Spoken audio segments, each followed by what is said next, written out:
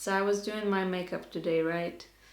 And it didn't start too bad this day. Um, I wasn't immediately overwhelmed with anxiety first thing in the morning, although it did happen later when I started browsing the internet, of course, because the internet will always give you reasons to be anxious. But you know what? It didn't start too bad. I actually tried to be productive. I wanted to draw. I've been feeling this urge to draw for a few days now, and I thought that today is going to be the day, and I'm going to draw. And as usual, I created 3 sketches and decided they were all garbage and gave up very quickly, which is usually how drawing works for me these days.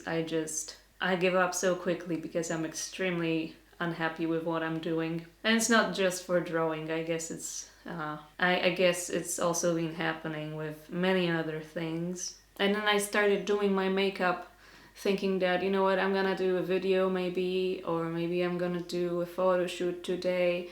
I'm going to spend this day productively, but as I was in the middle of my makeup, I knew that I was not going to do any of these things, at least not how I imagined them. I want to do a little bit of an analysis of my last year and what it looked like for me from my perspective and how I ended up in this position right here, right now. In the beginning of last year, I made the decision to quit my job because I was just kind of tired of it. And it was just definitely not something that I wanted to do. And it was a very good decision. And I'm glad I made it. Because I was feeling really, really bad in this job and it was stressing me out way more than it should have. Like, I could tell that nobody else was as stressed out as I was about it. I'm not sure why. I guess it's just it's just my own personal issue, really. I don't really want to blame the workplace or the people I used to work with for that, because I'm pretty sure that's just in my head. And I had some plans, which I'm not going to reveal here because I'm a little too shy. But, this whole COVID-19 thing kind of happened. I had to stay at home and figure something else out for myself. And at first I was looking for a job similar to what I used to do. But after a while I realized that I just really don't want a corporate job. It's just something that I will never be happy in and I will feel awful about. I started doing art instead. I just wanted to see if people would like my art the way I wanted to do it. And they did. Well, most of them anyway. That's not to say I didn't have anyone criticizing me, because I always have people criticizing me for what I'm doing. Make no mistake. But most people have been extremely supportive, encouraging, and super nice about it.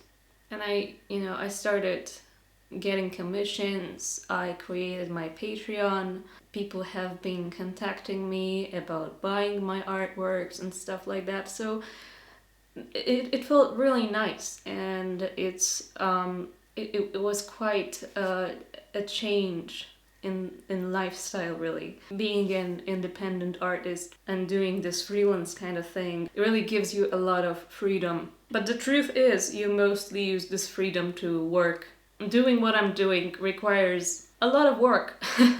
A lot of work that you have to do yourself, and you don't really get any help. It's not as easy as people would like to think, and it is quite risky, because with regular employment it's not always guaranteed, but usually you are expected to get the money at a certain point and stuff like that. And here, you're just kind of risking that people won't contact you for commissions, or people will turn out to be shitty and try to scam you or ghost you in the last minute, which has happened. And it's never a pleasant thing, especially when somebody commissions like 5 pictures and you end up working on them and then they're like, actually, I don't want this shit. Literally, I was literally told I don't need this shit right now. Which was by far probably the worst response I've ever received from a potential client. Really fucking disgusting. And I thought this person was legit. For the most part, the communication between us was okay, and I really liked it because they knew what they wanted, and they would provide me with all the necessary details, and they were ready to pay a lot of money, which I never saw. By the way, I don't want any advice on that, please. That was many months ago and I already know, and I just don't want any advice right now, okay? But those situations aren't very frequent, honestly. Most people are actually nice, most people have respect for me and for my art, and most people who want to invest in me actually invest in me. So that's cool. It's really great because I'm in a position where I have people who support me, who encourage me to do more, who want to see more from me, and who want to invest in me. That's just really something incredible. And I can tell that my art is respected. And some people even feel inspired by me and by my art. And that's just something that I have always wanted to do. I have always wanted to inspire and encourage people. To have people reach out to me and tell me that my art has inspired them to create more and to explore certain areas of themselves and to express those feelings through art, that's just something that is a huge indicator of a success to me. Even if it's just a few people, even if it's a small group of people, it means the world to me, honestly, and it's the most amazing feeling ever to have people like that. And at the same time, I've also had some success on YouTube. Not on this channel, just a clarification, because not much has changed here, obviously. But my other channel is growing quite fast, and it's gaining subscribers, it's gaining views, and even though the start wasn't so great, and we've been receiving quite a lot of unpleasant comments, the people who decided to look further into our content, they're very lovely, very supportive, and they really want to see more, and they're really enjoying our content. So it's great because it's also something that I've always wanted to do. And knowing that I create content that entertains people so much, it's just really great. I really love it when they leave comments such as, "I can't believe you don't have millions of subscribers," or "Please upload more, I've already watched all your videos twice." It's very sweet and very, very nice. And yeah, right now I'm working on 2 videos at the same time. I'm working on my art. I had a really interesting photo shoot and I really want to use the pictures that I created in my art, and at the same time I want to create more. I want to do more photo shoots, I want to do more videos, not just for the channel that's growing, but also for this one, because I really enjoy this channel. I really enjoy having this little tiny space here that I can come to and just do whatever, and people will watch it and people will laugh at me or with me. It's all just very lighthearted and fun. But I just can't do it. I mean, you'd think that I'm doing it right now, but this is not at all what I had planned. Trust me, I had a lot of videos planned for this channel. I've written some scripts even for some different kinds of content and stuff like that, and same with my art. I've had a lot of things planned, and I still do. It's not like I'm resigning from them or anything. It's just that when I finally sit down to do it, I just can't. I don't know why. I really don't know why. Because when you think about it, this is all I've ever wanted. Like, the situation that I'm in is perfect for me. I really want to create art and make money on it. I really want to create YouTube videos and have people laugh at them. And like, I'm in a position where I'm pretty sure that I will monetize on the channel that I have right now. if I keep uploading videos, if I keep creating content. It's a very realistic possibility at this point, and that's great. That's just an amazing feeling, honestly, because that's what I wanted. But most days I just can't do it. It's not just some days at this point. It's most days. Most days I really have to force myself to function because I'm really, really depressed and I'm really, really lonely. And I don't really talk to anyone other than my husband. And it's not because people don't want to talk to me or that I don't have. I mean, I don't really have close friends for a few different reasons that I'd rather not talk about right now. But it's very hard for me to connect with people in a way that's not superficial. I just find it hard to have significant friendships because inevitably I run away from them. I'm not good at the whole friendship thing or talking to people thing. And I'm aware that I have a lot of problems that I should address with a professional, but that's also one of them. Because let me tell you about my last visit to a psychiatrist. I think that was in 2017. And I think at that point I already was like after 4 years of different therapies. Not full 4 years, but I was in and out of therapies for I think 4 years. Time is very strange. It might have been 5, it might have been 4, it might have been 3. Let's just assume it was 4. A few months prior to that, I had to end my individual therapy. The reason that I gave them was that I just didn't have money to continue it, but that wasn't necessarily the case. I realized right now that I just didn't feel comfortable with my therapist, but I didn't know how to express that, which is also an issue. I just never really talked about everything with therapists. I only talked about the things that I thought I had to talk about. Never fully about all of the problems that I have, which is kind of like the point of therapies, right? But whatever. I think it was also after a few months of not being medicated.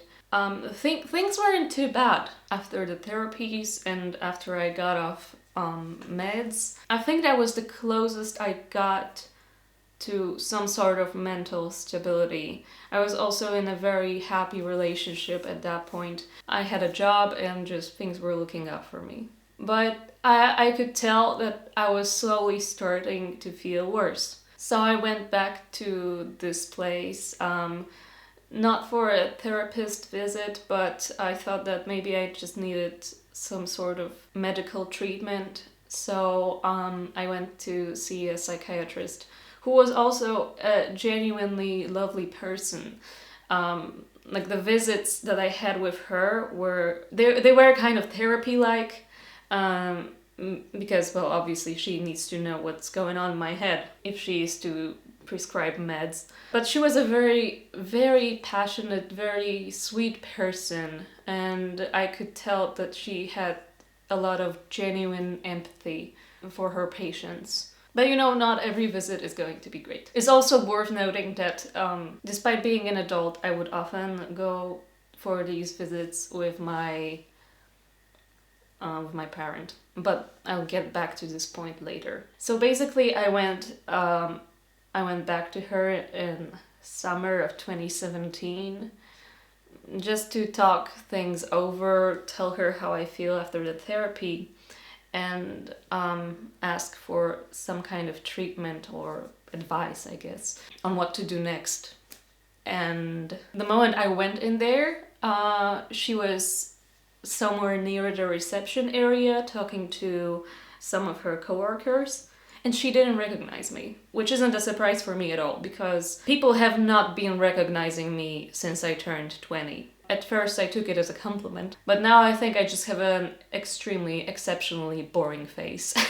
But this happens to me very often. People just don't recognize me on the streets even after a few weeks of not seeing me. So basically she said, "Oh, I'm so sorry, I didn't recognize you, but you're like glowing, you look so great." And it's very lovely to hear. It's something that you probably want to hear from your doctor, honestly.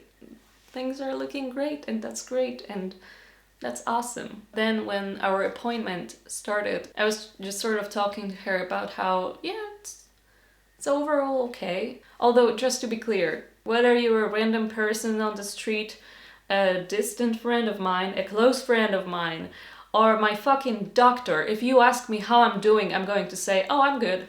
That's just kind of coded into my brain that this is what you're supposed to say. Even if I'm dying inside, I'm good, I'm fine. Oh, it's great, don't worry. But a good therapist or a good doctor can kind of see through that, right? So we started talking, While it was nice to hear that she thinks I look great and that I'm glowing and stuff, when you're in a situation when you're like, hey, I'm not feeling good, I need help, you don't necessarily expect your doctor to say, oh, but you look so great. Even though it was very nice to hear at first. After a while, after I started talking about not feeling all that great, and she kept insisting that I look great and I'm glowing and stuff, it just felt weird. It felt like she didn't want to help me because I was cured in her head. I didn't realize it for many years how much this appointment affected me, but it really fucking sucked, honestly. It fucking destroyed me because I felt like a child, because it was exactly something that happened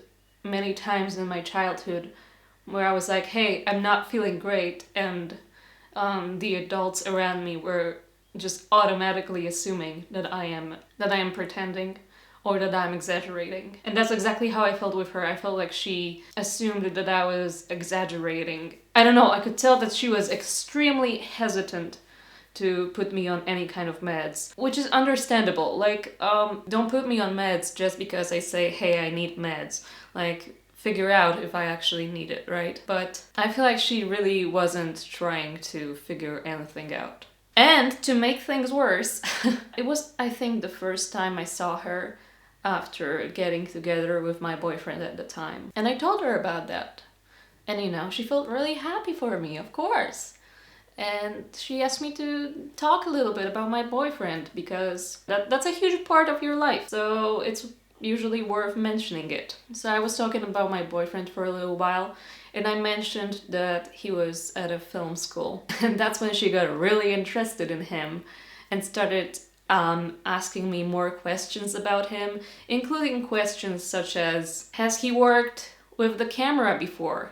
And I was like, oh, yeah, he has some experience, but that's not what he's doing. He's mostly a sound person and he takes care of that. And then she started talking to me about how she wanted to do this sort of ad or campaign or something for her business, or to spread awareness about mental health or something, and she was looking for people that she could work with, and she was looking for a cameraman, I guess. And she talked about that a little bit, and I felt it really felt quite awful. Like, I don't even know how to describe what I felt, but basically I felt like I was just mistreated as a patient, and it just really made me feel like she had already put me in the cured category, and therefore I didn't require any other treatment. She eventually decided that she was going to prescribe me something,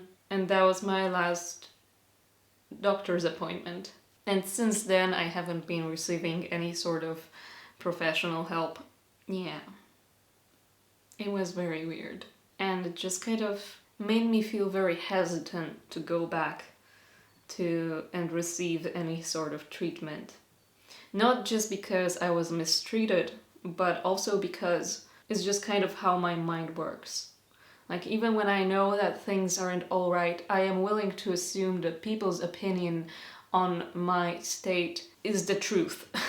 Especially if I feel like it's people who are sort of superior to me or have some sort of authority. I am perfectly willing to follow their scenario, I was basically like, okay, she has to be right. She has to be right about my mental state. I have to feel good now. I am cured. I have to be okay. Even though I knew it was not right, even though I knew it was not okay. But it's also hugely a reason why it's so hard for me to reach out for any kind of help, because in my head I just can't talk about some things. Even though I know there are many things I haven't told anyone, I haven't told my therapist, and that's kind of why I'm here now, you know, and I find it hard to function. It's not just about being productive or creating art or content for the internet. It's about just functioning. There are days when I'm just not living, I'm just existing, and it's not easy either to just be sometimes. And then there are also multiple other issues. I know for sure I have anxiety, I have social anxiety, I probably experience some kind of paranoia or delusions. I dissociate quite a lot. I have tics, which I think are connected to the anxiety. But the fun thing is, I've always had them my entire life.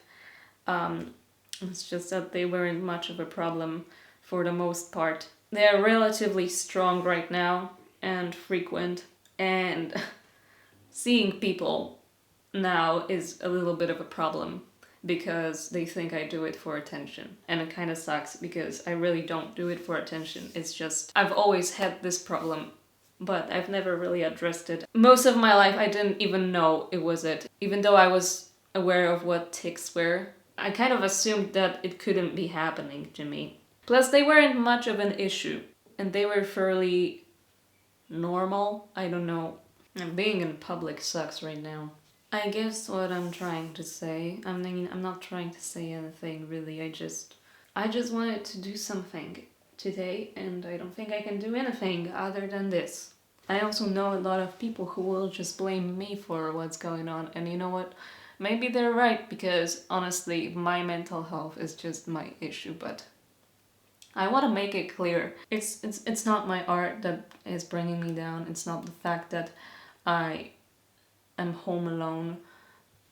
If anything, if my art and my loneliness is related to my mental health, then it's only a result of my inner struggles, and my inner struggles come from a completely different place.